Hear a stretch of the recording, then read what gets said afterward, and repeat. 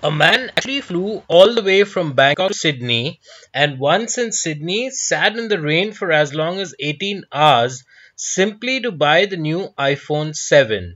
Now, this level of dedication, what would one actually refer to it to as, absolute Apple fanboy or sheer stupidity?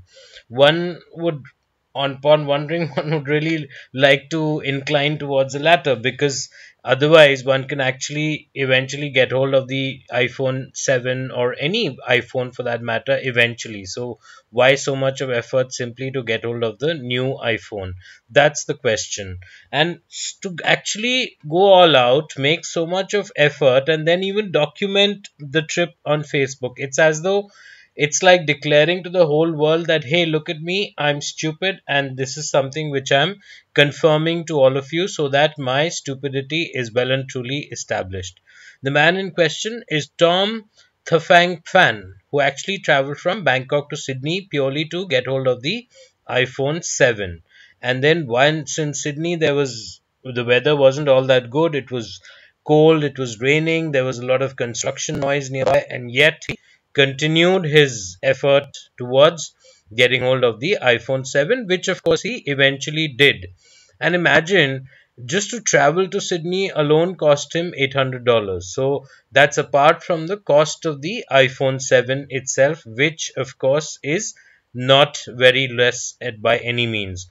This is the guy in question.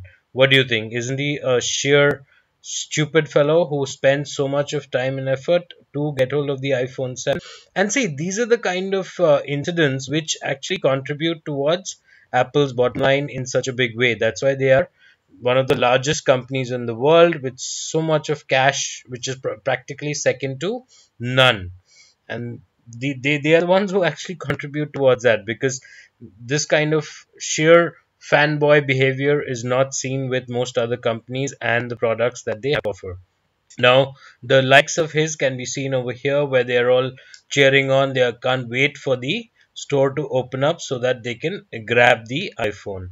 Now, before concluding this video, let's also look at the prices for the iPhone 7.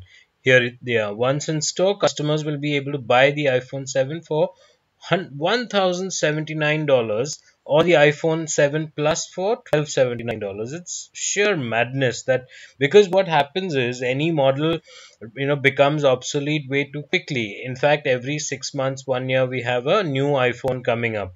This iPhone 7 will probably be followed up with an iPhone 7s or something, and then eventually you'll have the iPhone 8. So all this effort, so much of time, so much of sheer madness being spent just for a mobile phone, it doesn't make any sense, but of course makes the likes of Tim Cook all too happy.